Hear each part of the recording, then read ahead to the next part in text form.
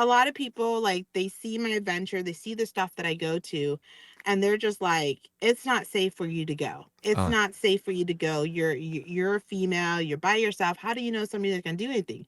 But this goes back to Putting nobody limitations on is you. They're yeah, putting nobody is limitations gonna on you. come and help you, and nobody's gonna take you. And if you're waiting for somebody to take you or come and help you, you're gonna be waiting for a long time.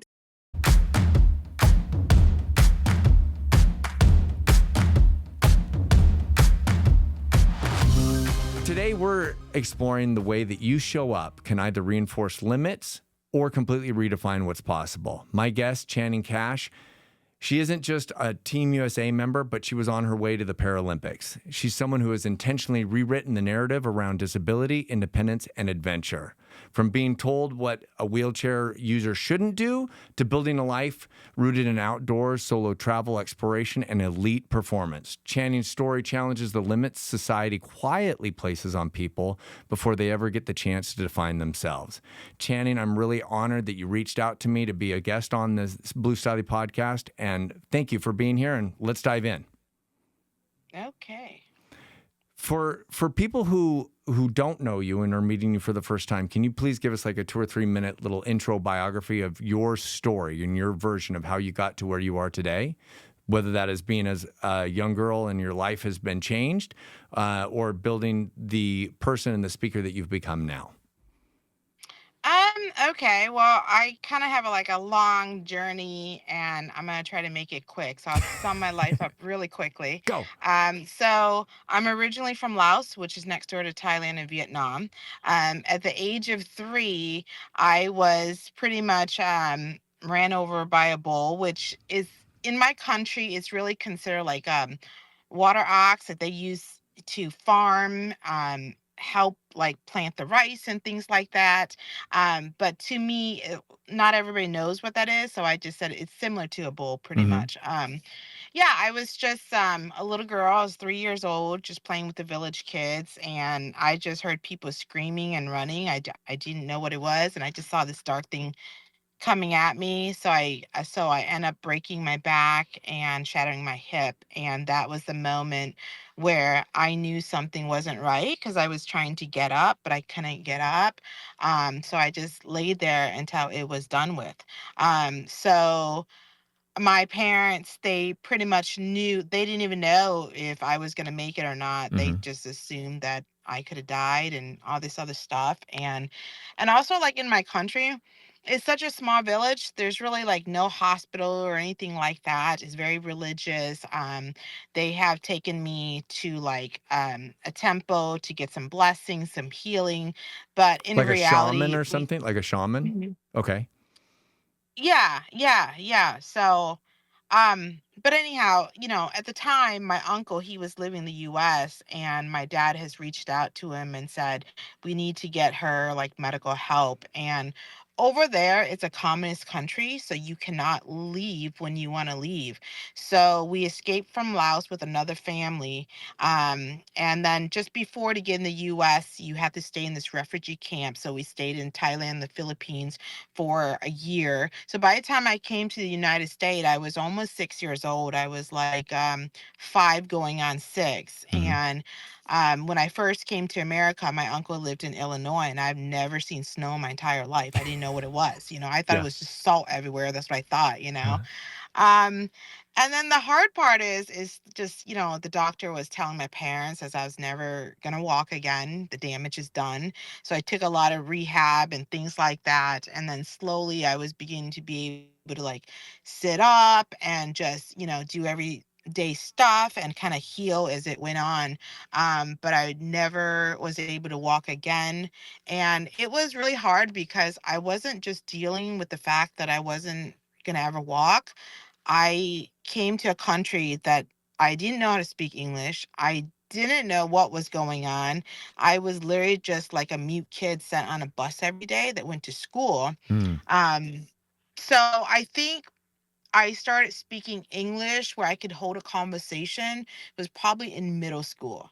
I was really like shy and a little scared of like, because kids are like rough, right? Mm-hmm. Like my family, they were very close. We didn't have a whole lot of money, and then I had three other sisters. So I'm the last one. So I always had hand-me-down clothes, and I was always embarrassed because at the time I was just like, I didn't know what Christmas was. Every time we went on a Christmas break from school and they came back and all the kids had like holiday clothes and Uh, just new stuff, I never had any of that. mm-hmm, And then I was dealing with just being like not like an able body. mm-hmm. So that was hard because I was like the only person that was like in a wheelchair.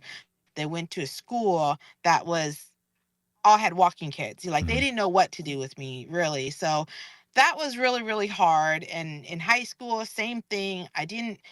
I had zero confidence. Like I was so insecure about myself. And this is the time when I'm like a teenager and people are noticing boys and girls. Yeah.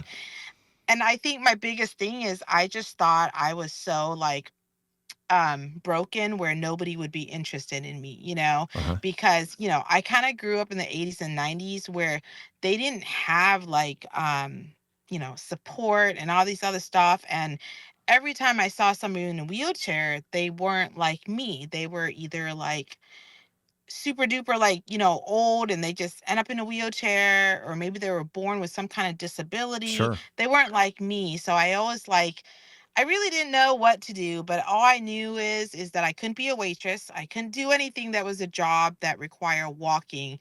And at the time I end up taking an internship with my high school, and that's all I did is I focused on working and working and working, because again I just felt like I didn't want to dwell on my disability. I felt like this is the life that I was given, and Mm-hmm. I need to find a way to kind of like, like, Find I don't know, yourself. like, yeah, yeah, find something that's going to work out. And I think that's why, like, I wasn't focused on anything but just the fact that I'm in America now and I'm grateful that I'm alive, and I am given an opportunity to do something, um, whatever I want to do in the US. And You that's what have I did. And opportunity. You have opportunity. yeah, And what I was yeah. gonna want to is it that you kind of felt like you wanted to belong and you just didn't feel Oh, like you were? absolutely.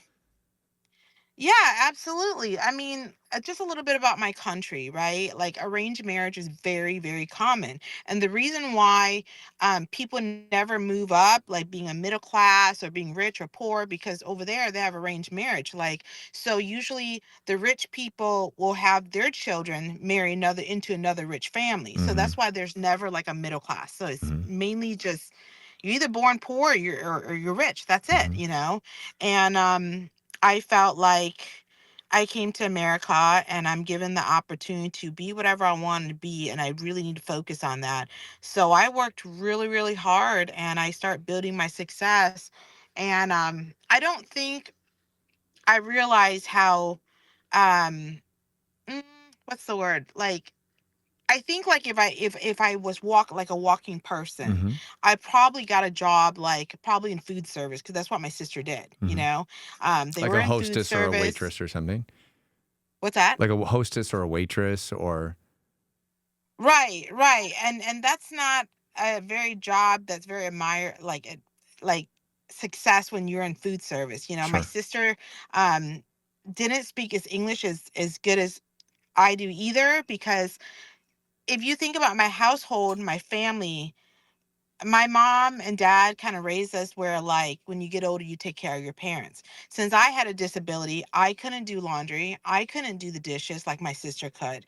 But at a very young age, one thing my parent didn't have was they didn't know how to speak Mm-hmm. English. And so they start using me to translate. And Oh, that as a became kid. my job. Mm-hmm. Yeah, yeah. So I remember like Have you my seen parent bought their have go you ahead. seen the movie Coda? No, I have Where it's a not. deaf family and it's this girl, she's the only one who can hear. And Okay. she everything that the family does, they need her. And it's like finding that independence and being Yeah. they require her to be around the entire time. So it sounds similar to like that's what you're going to go through. Okay. Yeah, yeah. So like I said, my parents bought their very first house when I was 10, like going on 11, and I had to go in there and translate the mortgage paper. And I still like my parents, they don't know that they don't teach children about mortgages and interest rate. I don't Yeah. know, like, Yeah.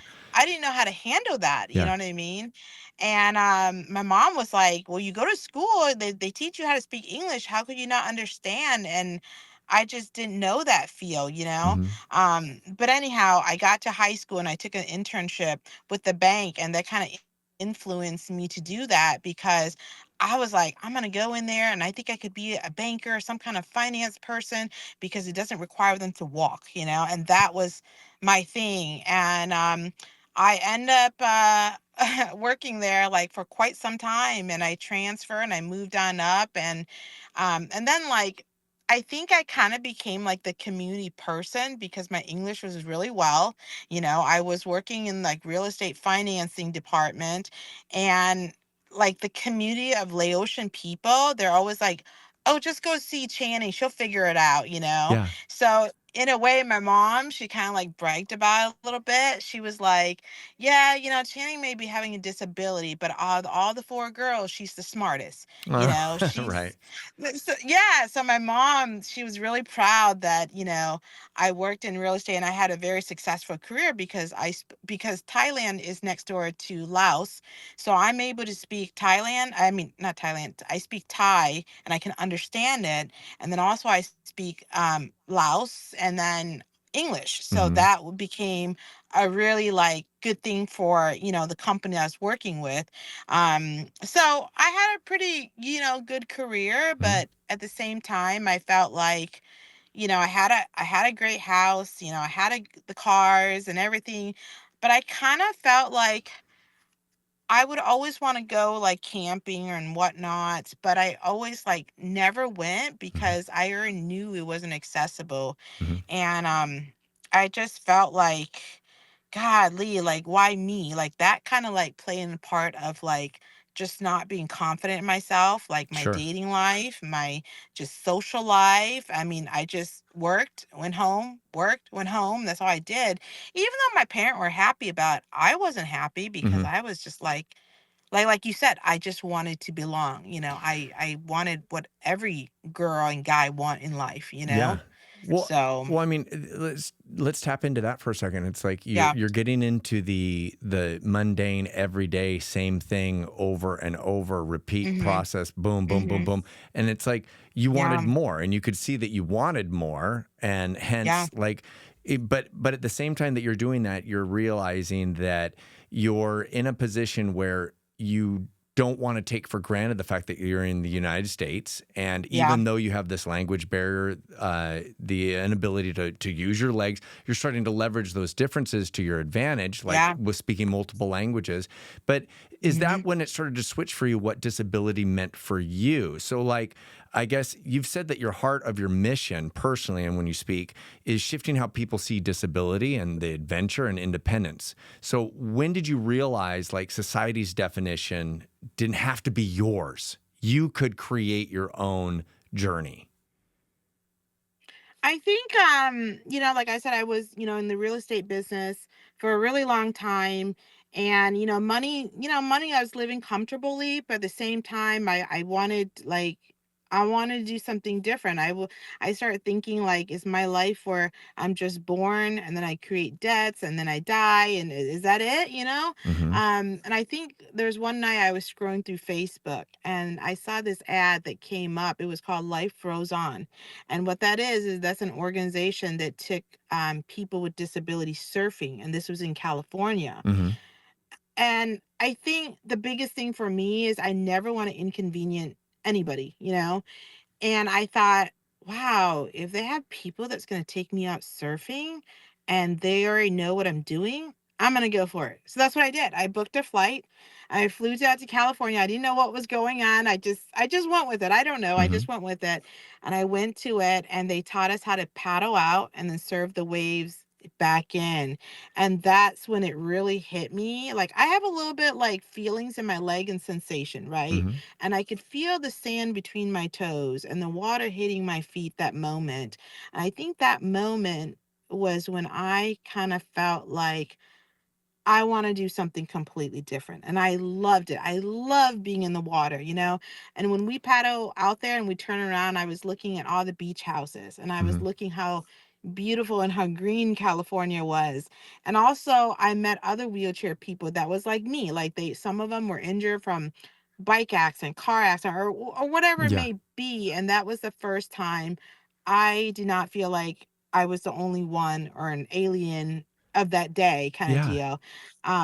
Yeah, and I was just like so like blown away how advanced California was, you know. And they had adaptive skiing, adaptive bike, and just so many that I was More just like, opportunities for you. yeah, Well, yeah, yeah. well, So, I want to stop you there mhm, because yeah, I want to ask you a question. Like, yeah, as as a dive master in scuba diving, one of the mhm. greatest things that I ever experienced was that weightlessness, right, underwater, Oh, and yeah, being able to take your flippers off and run yeah, on the sand dune underwater with the current, and feeling that freedom of like flying. Is mhm. that something that you felt for the first time when you were surfing or when you were swimming, for example?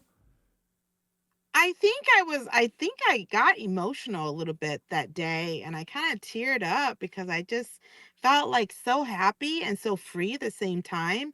I felt like it was my second chance to Mm, like a baby learning how to walk again. I think that's yeah, because I couldn't believe that I paddle out there by myself, you know, yeah. and I rode the waves in a couple times by myself, you know. I wasn't always successful. I went under a few times, but you know, I knew how to like paddle myself back up and pop my head back up, you know, and I just thought that was the moment that I said, you know, I think I worked for a really long time and I'm going to go and invest myself in the outdoors. Mhm. I don't know what I'm going to get myself into. I don't know how far I'm going to go.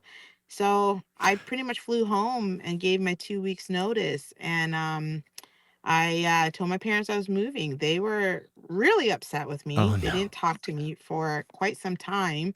And then, of course, my mom watches Dateline, right? So she's always like, you don't know anybody. What if somebody takes advantage of Yeah. you? Blah, And blah, yeah. blah. So How she did was mad, you know, and how she did was that saying that I wasn't gonna go ahead. conversation go? I mean, you want to change your life. You see that you're more happy Yeah, and free over here versus the corporate yeah, life and the day-to-day yeah, and repeat yeah, process. Like, how did that yeah. conversation did you know going into the conversation like it was going to they weren't going to accept it, they were going to push back, like they were going to have limitations on you? Oh yeah, absolutely. Because I mean, my parents were like the traditional strict Asian people type of deal. And the fact that if you think about it, they had all my sisters there, you know, they had me there to help translate. And I do my part, you know, the days I'm off, I take my mom and my dad to the doctor because they don't speak English, you know. And also they retired by the time, you know, I was already in the corporate world and stuff. So they were very proud and happy that I actually made something of myself, you know. And then now I'm gonna go chase California where it's just not promising, you know what I Mhm. mean? Like they're like, "What are you gonna do out there?" You know, like how are you even gonna get a job? And I, you know, when I first came to California, I played it safe and I ended up working with Airbnb and I did property management for quite some time. But I did that because it gave me the flexibility to go play outside and Mhm. then come back in and say, all right, you know, and a lot of my job was like more remote at the time. But yeah, no, my parent, they were very upset. They're very upset about that. What They about said I'm not gonna make it.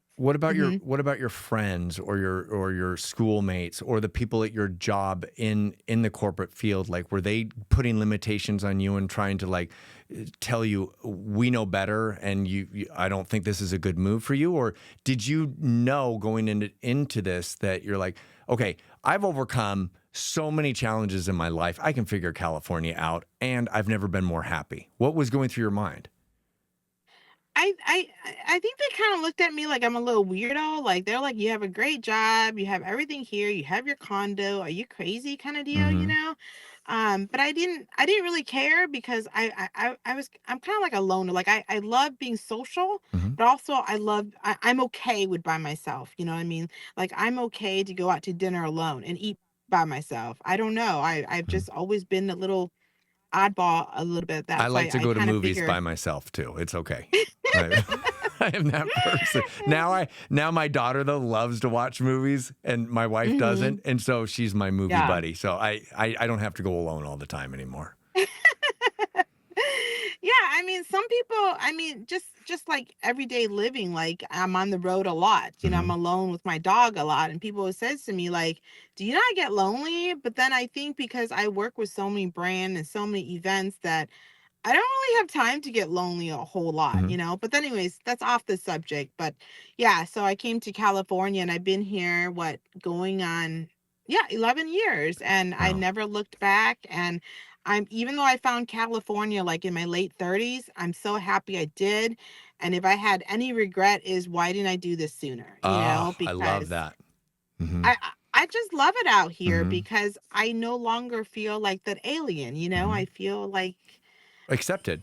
You yeah. like you belong. I Yeah, love yeah, that, Jen. I yeah, love, but yeah, see, people will go their entire lives of not feeling that. And sometimes you, whether that's your ability to network or to connect with the right people or create yeah, relationships that are really genuine and deep versus just like the yeah. Rolodex and names. And it's like you were able to obviously do that. Does that, how is the freedom of being there and living, let's say, your dream, how does that help you show up every day in rooms that maybe somebody looks and sees your wheelchair before they see you? I get that often, a lot, right? Because, I don't know how much you read about me or whatnot, but I have a Is Toyota there a book Tacoma. on you? Like I don't see that in here actually. Well, I have a Tacoma and I have a truck camper, and then I get out and I throw my wheelchair out. So people are like, what is going on? Where's the Mhm. minivan? Where's the ramp? So I get that a lot. I get people that confront me about parking handicap, What? because when Why when I'm in the wait, car, if you I don't see you with know. a wheelchair, I'm not going to confront you and say you don't belong here. Like they just see the truck. They assume that Right. you're going to be some burly person with an awesome Tacoma that's all spiffed out or whatever, Yes. and all of a sudden it's like there's your wheelchair. Yes. Yeah. Well, I mean, of course, their face drop a little bit once I throw the wheelchair out. But yeah, no, I get security malls or whatever. They'll come in and they'll be like, "Where's your?" Because see, I have a license plate that has the handicap, on the license Hmm. plate. I don't do the placard because I forget, and I already know that I'm not going to walk anytime this lifetime. So Hmm. I don't have the blue placard. I have it on my license plate. But Hmm. I think there's so many people that abuse it that the security guard's always looking for the placard. That's all they know is Yeah, the yeah. placard. Hmm. So going back to your question, and I think what people like, first they look at me and they're like, wait a minute. I see a wheelchair person, Hmm. right? Hmm. And then once they conversate with me, they're like, oh my gosh, she's such a firecracker. Like, okay, what? Okay. And then they forget that I'm in a wheelchair. Yeah. And I think that I do that very well. And I think I do that very smoothly. Um, I don't know why I do that, but I think I'm able to be like connect with people like so quickly Hmm. that the wheelchair thought like totally went out the door. Like they forgot about it, Do people tell you Um, that? Like, do they later in your relationship, do they say, you know what, when I first saw you, I thought you weren't going to be able to do anything, and now all of a sudden it's like you're this baddie who's able to go and do all these things, and you're this like I can see that. Do people tell you that their first impression of you was completely wrong? They misjudged the book. yeah, yeah. I think I'm gonna tell you something that's a little bit more raw, and that is I think most people they don't know what to do with me because they never seen anybody that's in a wheelchair that's very like a go-getter, very like just like I mind my own business, very independent, very Hmm. self-sufficient, right? And I think even like my dating life, guys don't know what to do with me, right? And sometimes they try to be cool and tell me dumb things, right? Like they'll tell me something like, "Oh, well, I don't care that you're in a chair or not. I think you're hot." And I just like, okay, is that a compliment or should I be offended that you just think wheelchair people aren't hot or what is Right. it, So sometimes, guys, I think they don't know how to approach me because they never seen anybody that's just bam, bam, bam. Like, you know what I mean? Like when I get out of the car, I don't know. I think I just mind my own business and I Hmm. just wheel to myself to the next destination really quickly. And I think some guys, they feel uncomfortable that I know so much, like, camping and how to build my truck, that Hmm. I think maybe they're kind of like, whoa, like, she's not like this needy bird, like this Right. broken bird that needs, I, um I I don't like needy birds. What's interesting is that, I mean, it's like you're not only independent, but it's like you don't yeah. need somebody to depend on. But I think that they're almost threatened by that. It can be that, and especially when you see somebody who's so confident in themselves and their abilities now, and it's like it. Mhm. I think that it can set people off. But I do want to Mhm. touch on that, like Yeah. a lot of, I don't know, like there's so many people that have, let's call it a disability or something that's holding that them back, that society would feel sets them back or holds them back. Yeah. But most people are like, I have to learn to live with this. I have to go with this. And I don't like, I've been dealt these cards. Let's make the best of it. And you Yeah. obviously have done that. But it's not easy. But I think a lot of people take for granted how easily they have it. Like you had mentioned that you had to work twice as hard to learn English because you weren't Yeah. until junior high until you started speaking English. And it's like, Right.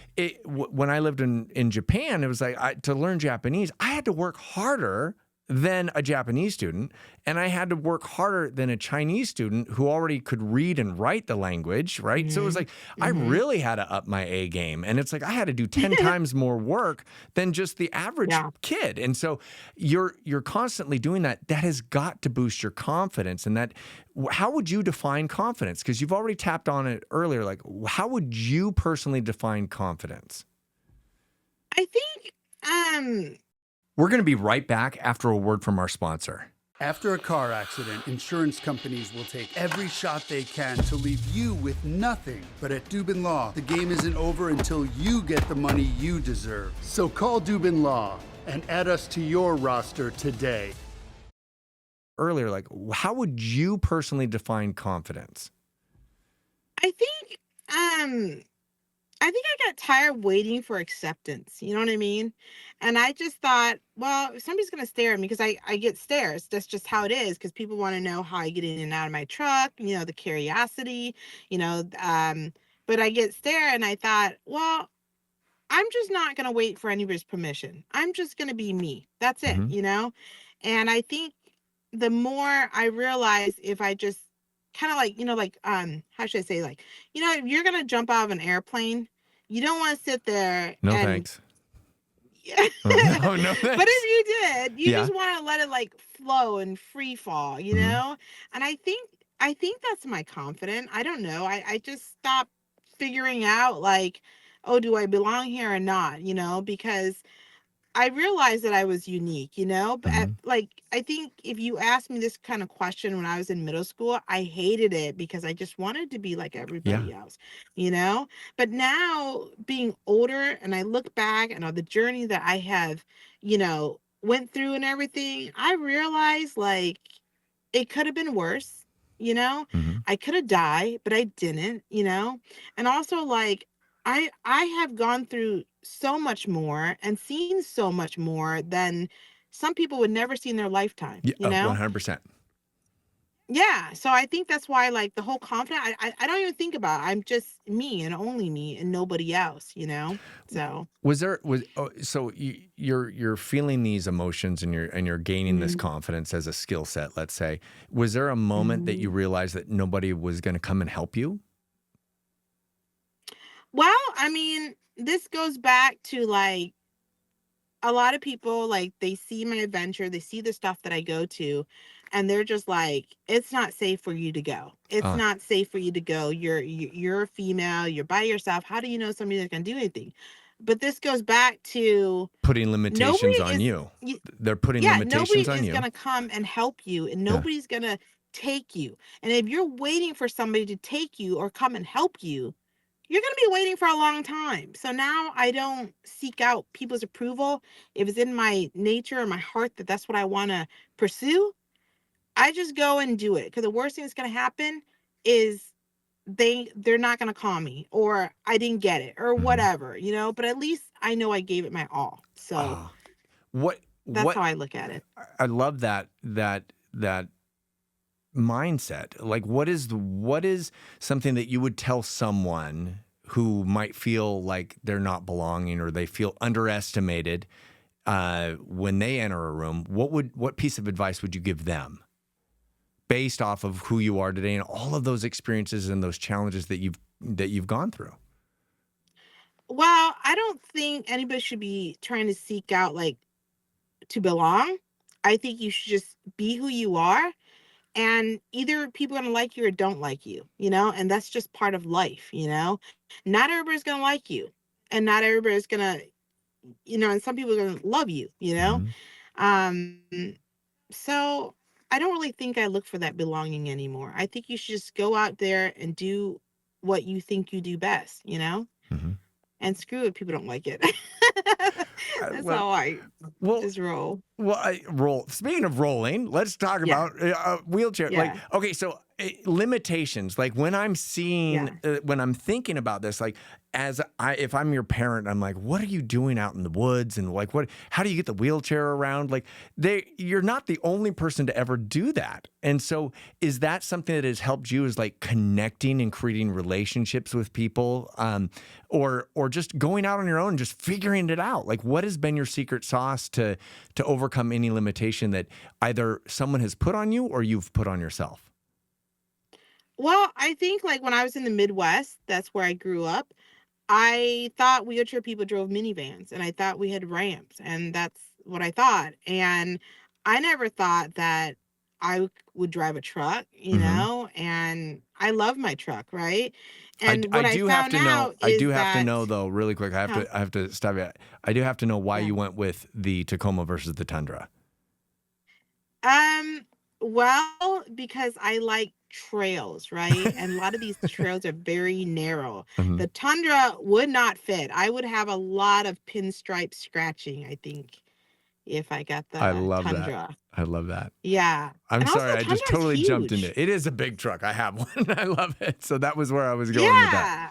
Mhm. But see, you're probably a lot taller than me. I'm only like 5 even, and most Asian people were like smaller builds. Smaller build, we don't fit in Tundra. Tundra is too big for us. I love that. So, so I like my Tacoma, but I don't know where I left off at, but I I totally just interrupted know, you, and I totally interrupted you. I had to know that, but it was like going out and setting limitations on yourself or what other people say, and how do you overcome that? um, like I said, I didn't know wheelchair people live like the life that I live, Hmm. right? And I kind of just like went out and did, what do you call it, trials and errors, you know what I mean? And I think ever since I came to California, every time when somebody tells me like not that's not a good idea, it kind of like challenged me, and I'm just like I'm gonna go for it and see Yeah. what happens.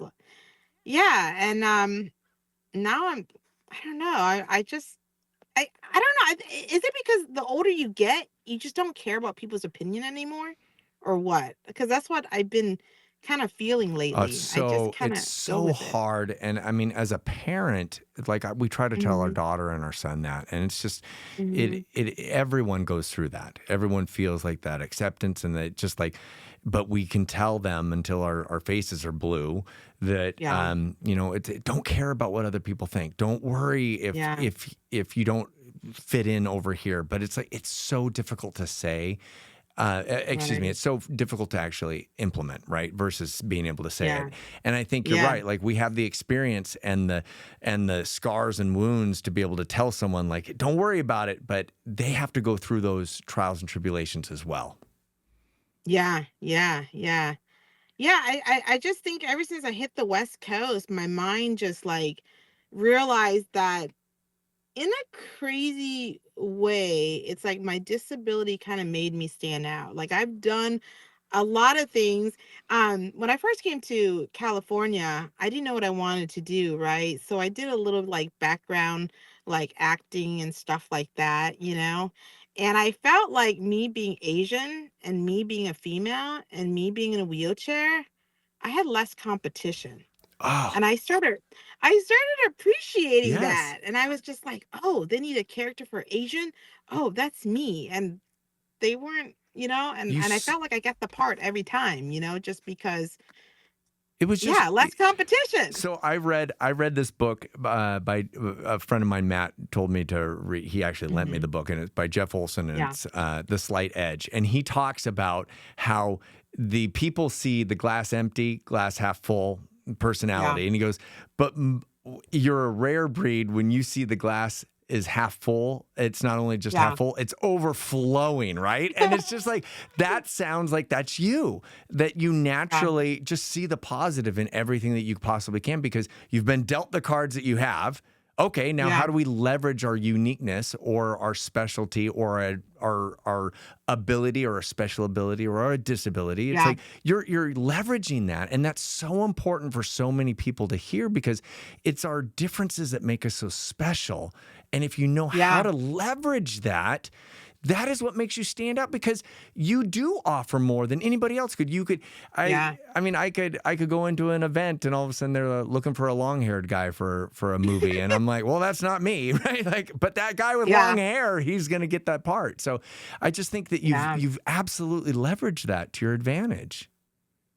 Yeah. Yeah. Yeah. I mean, yeah, that's why it's like I have not met anybody that's living the life I'm living, And the reason why I think I'm another reason why I'm passionate about is because I know when I was growing up, it was really hard for me because I wanted to fit in, I wanted to belong, I wanted to know how to speak English, I wanted to be American, And my family was so strict on us. I think this is another thing that keeps me going is at one time I had a YouTube channel, right? Hmm. And because I thought, I'm gonna put all the adventures I went out and conquered and stuff like that. But then I took it down because after a while people started knowing who I was. And there's times where I want to do this hike, right? Hmm. And I have a trike that takes me on the trails and stuff, right? And I understand people meanwhile, but sometimes they want to chat with me, right? And I don't know if you could feel this energy. I'm a chattable person, right? So they love talking to me. And I'm like, if I sit here and talk any longer, I am not going to finish this trail by dark. And Yeah. that's why I kind of took it down. But I had no idea that anybody would be even fascinated in my life.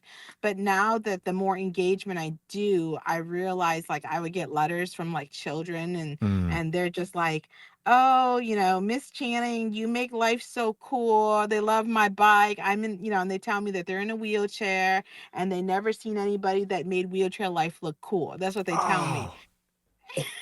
That And I I think, love that chain. That is yeah. fantastic. That is like that bucket reward, like being told something that you're just Yeah. like you are making a difference in this world, Channing, and you're making an impact. And you don't even know if you are sometimes, right? And obviously, if a Yeah. child's parent you can affect, like that's amazing. Yeah, yeah, and the kids are so special to me because I know what it was like to be a foreigner with a disability, never seeing anybody in a wheelchair, and I think that's why I continue to, do as many podcast events and things like that and really put myself present because I want to do something that inspire other children Hmm. that thought, "Oh, well, I can't do this, I can't do that. The outdoor isn't for me." Kind of deal. And that's why I put my stuff out there, because it's so rewarding when these kids, like, when they write me like these cute little messages, and that just makes my day because I think everybody has the right to explore the great outdoors. You know what I mean? Hmm. I mean, everyone's going to do it differently, but, since I found California, like, I couldn't believe that I never even went camping or anything like that because I just thought I wasn't supposed to. But what I found out is I just had to get a Tacoma and little things like that and modify it a little bit. And now my Tacoma is my hiking boots, and it's Oh. taken me like really deep in the woods, like in the country. Like I've taken this truck, like I think I went up to like 11,000 in elevation, which that's huge, Hmm. and I got on my truck and even though I couldn't wheel myself through the rocks and the gravel, I transfer really well, and I just transfer on a boater, and I sat there and I took that view in. And if you follow my stuff, you'll see all the stuff that I take it to. And I'm just like, when I see something like that, I'm just incredibly grateful that I was able to do that solo on my own, and that's so rewarding. Ah, And sometimes I don't know if I'm gonna make it or not, uh-huh. but I found this Tacoma and I made it work, you know? Well, So I'm happy about that. well, not only are you making it work, but you're figuring it out, right? And you know Yeah. that you may have a limitation, but there might be a way around that rock, and you're going to take in everything that you can. And I absolutely love that. I think it's you've described the outdoors as the version of your hiking boots, but Yeah. what is nature giving you that the traditional world has able to complete with that? Is that the freedom? Is that like what does that look like for you? Um, I mean, you've been on a trail, you've been hiking, and when you get up there and you just see that, you're just like, wow, it's just like mind blowing, right? Like sometimes when I go to the city and then I go to something like that and it's absolutely and peaceful and quiet. Mm, And sometimes you need a few days. Like, I told you I travel a lot, I do a lot of shows and things like that. And, I do public speaking. And afterwards, people, they want to chat, they want to tell me about their a little bit about their stories and hmm everything like that. And there's like a lot of social going on, right? So when I go to these outdoor area where it's totally like solitude by myself, hmm I just feel so relaxed and say, all right, let me inhale a little bit until my next event, you know? hmm And that makes me feel better that I could kind of reset and kind of take in the view and enjoy this moment and then go back and I'm ready to do it again. So, mm. How yeah. how would you tell somebody that like how would you tell a leader or someone that I guess to create an environment that honors a different way of moving through the world because you just hit on it like it's you had to just change your perspective and you put yourself out into nature and all of a sudden you feel alone and you feel like you could do anything. Like what would you tell people now like how to create an environment if they are stuck in that 9 to 5 job and if they don't know any better because they only live within that 15-mile radius, like what ways can they honor a different way of moving through the world that you have found through your experience? Well, I think whatever desire that they have or goal they have, they should definitely like maybe, they don't have to like go at 200% and go full force, Hmm but do baby step to change it. You know what I mean? And worst gonna happen is, okay, you fail at it, but at least you knew. At least you knew you can't do that or you can do this, but just give yourself a chance to try it before you rule it out and say, oh, that's not going to happen. I think if everybody just did that a little bit, so whatever you want to change in your life, make that change. It doesn't have to be big, but take it baby step. And every step, I think it counts. And now again, I had no idea I could get up in a truck and now I can. I didn't know that. So Oh, yeah, just do it. when you're speaking and people come up and tell you their story, and obviously, Mhm. is there a story that has stood out to you more than any others?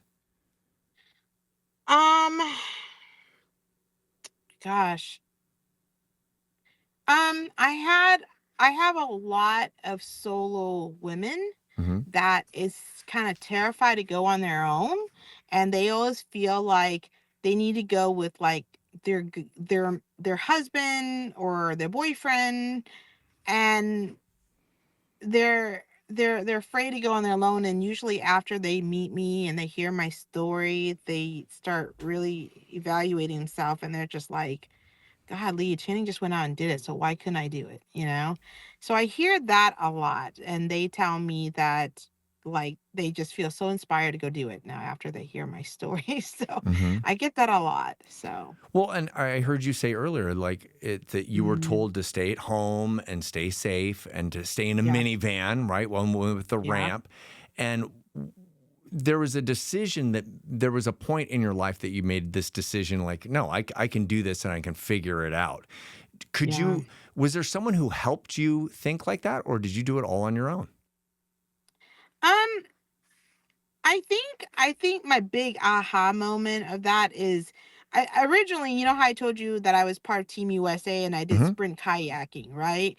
And a lot of time when we have these competition training and things, and they're all over the US, I had to figure out how I was gonna put this. We have this Olympic grade kayak that's about 23 feet. And I had to figure out how I was gonna put it on my truck to carry it to the next training center. And I realized that I could back up my vehicle down to the boat ramp. And then what I did is I just kind of sat on the floor and kind of ramped it up on my truck and I pushed it up until I got to my tailgate. And then once then I would get up and I would climb up on my roof and I would tie it. Once I learned how to do that, I realized, oh, wow, I didn't know that I could do that. And that's when Yeah. I really went full force on trying everything, figuring it out, and then if I can't figure out, then I'll think of something. That was, yeah, the moment that I said I was gonna go for it. Well, I hear you being independent and a solo Mhm, female within like mhm, travel and doing your own thing. yeah. But do you have a group of mentors that you look up to or that you can talk with and like you can say, hey, when I backed up, this is what I did, and then like you can brainstorm a little bit. Like, is do you have a group of men or women that you get to talk to that inspire you? Maybe those were other members of Team USA, or like you're not only confident, but you're an athlete. And it's like you have this certain drive that a lot of people don't have. Do you have that drive also to connect with people that you can learn from as well? Well, yeah, like, I think when I first bought the Tacoma, I think I used to go in the Tacoma room and I heard about overlanding, right? Hmm. Overlanding is pretty much you're self-contained, you're not you bring everything on your own in your vehicle. And I went out with them a couple of times and I would kind of tell them like, God, I want to be able to do this by myself, blah, blah, blah. So I think the guys in the group that I've learned from the Tacoma world, they were just like, just upgrade your suspension, put bigger tires on, you'll be able to go through the trails, no problem. And I did a couple of trail runs with the guys and things. So they taught me a lot. Hmm. And then I start going to the overlanding show, and this is where I got ideas to build my truck and so on, so on.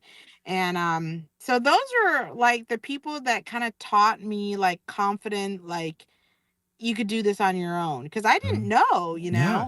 Um yeah, so that's how I learned how where I'm, how I got to where I'm at, really. Okay. I'm going to change gears just really quick before we Hmm. wrap up. And Hmm. that is that, like, what's the most terrifying moment you've ever had on your own? Like, is there a moment where you're like, oh, this is a little sketchy. Like, maybe I shouldn't go down that dark cave. Like, is there a moment where you began to question yourself, even with your confidence, that you were like, oh, I have a second thoughts on this?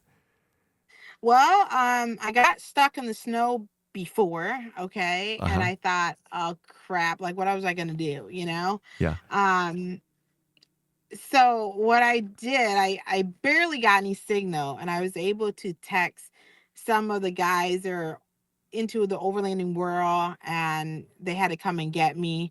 But I think like if I really had to, if I didn't have any help, I think I always carry enough food Mm-hmm. that it would be a day where the snow melt and I'd be able to get out. So, but I had that situation. Mm-hmm. Um, I had a flat tire before too. Um, and I end up, I don't know if you ever seen it. Like I always thought you're supposed to change your tire, but I discovered these rubber things. They come with like a needle plug. They're like the plug. Have you seen those? I don't Yeah. know if you've seen them or Yeah, yeah, not. yeah, yeah, and they sell them for like ATVs and things just for that quick fix that you kind of like. It looks Yes, like a yes, weird yes, worm thing or something. yes, yes. So I'm always constantly looking at like, this happens, what would I do? And I figure out how to do the plug. So that was kind of scary and me getting stuck in the snow. And that's it. Those are the only two. Um, but now that I have Starlink, I feel like if anything happened, I can connect to Starlink and I can call somebody for help, Mhm. so. But you're not the only person to ever go through that problem, and you're all obviously, like, you are confident enough to know, like, "I can figure this out." Yeah.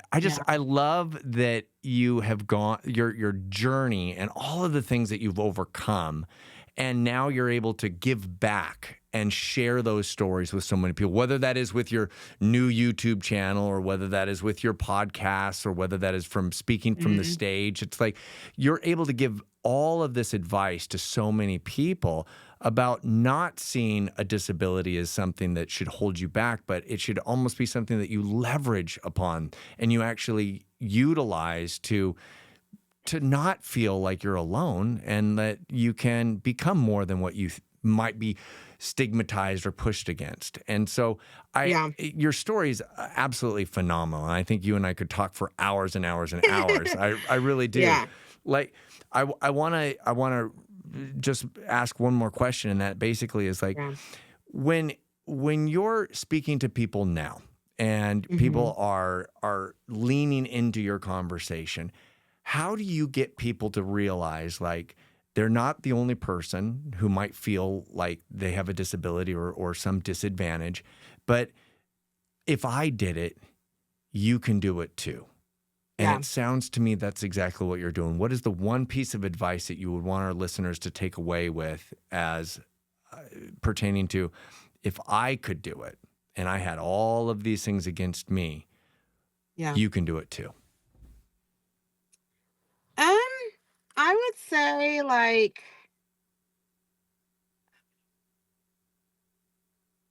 I feel like, I understand, like, we all struggle with some kind of negative stuff in our life, but I always feel like I could have took my disability and hearing the fact that you're never going to walk again. I could have sat there and dwell on it, and just let that eat me up. Or I felt like I could go out and do the best I can and live the best life ever. And I chose not to dwell on it. And I get it. People need to dwell on their negativity, but just don't stay there for a really long time. Give yourself time to kind of, I get it, but you need to get out of that, you know what I mean? And say there's always somebody out there that has it worse than you, you know? Um so yeah, so don't sit there and pity yourself. Go out there and live the best life you can and do the best you can. That's it. Whether that's indoors or outdoors, I think you would say. Yes. Oh my gosh, Yes. I love Yes. that. Yes. Well, Yeah. your adventures keep taking you to new places and you keep pushing the limits and you're pressing other people's limitations. So where can people find out more about you, what you're up to, and how maybe to book you as a speaker? Like how can people find out and follow you? So I'm only on Instagram right now, and you can look me up under Wheel Channing, but my handle is All Abilities Overland. So that's where you'll find me. Well, and you are very amiable and I love that you're able to talk and you are chatty, but I love that and I love your confidence because I see it coming from you and just the smile on your face and some of the posts that you make and your ability to like change life. You are making a difference in this world, Shannon. I am honored that you wanted to be on this podcast and that you followed up with me several times to make sure that it happened. And a shout out to our friend, our mutual friend Jordan, who you know. And it's like I think that you're doing so much good in this world. And I'm just honored to call you my friend now. And thank you so much for being a guest on the Blue Side podcast. Thank you for having me. And like I said, I came on here because I want to inspire all abilities, not just regardless you have a disability. I want everybody to get outdoors, and especially like women, because I just think that the outdoor is so dominant by men, Hmm. and that's kind of my goal is to change that a little bit. And I want whatever women is out there, when they're in doubt, you know what I mean? I want them to be like, oh, well, if she can do it, I definitely can do it. So, Oh, I love that. I'm going to give you a lightning question very quickly just because you tapped yeah. into this and I want to know what is Hmm. one piece of equipment that you carry with you, and you would advise every other person if they're ever stuck in the woods or they're traveling alone or a female in the woods? Is there something that you always have that you advise them to carry as well?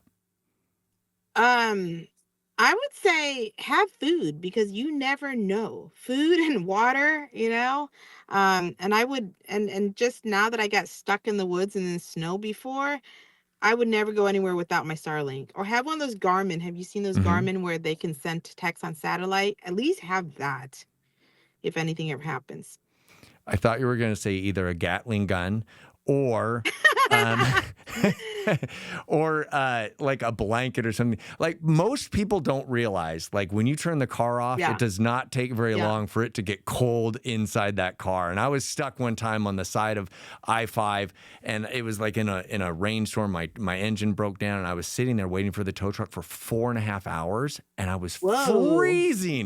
freezing. And that I didn't my. even want to do that. And I could have walked to a gas station, but it's like you out in the middle of nowhere. That's a different story. So I hear a lot of great things and takeaways that you need to do. So Channing, thank you so much for being here today, and thank you for sharing your message. And I wish you the best of luck of continuing to make a difference in this world. And I'm pulling for you, girl. So thank you so much for being here today. Of course. Of course. Okay, I will soon see you in person, I know, and have a wonderful, wonderful rest of your day. Okay, you too. Thanks, Channing.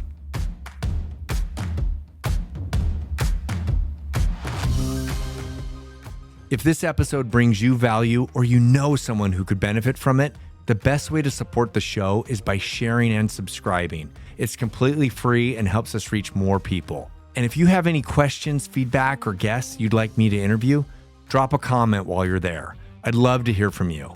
And most importantly, thank you for tuning in. And let's continue sharing optimism and positivity.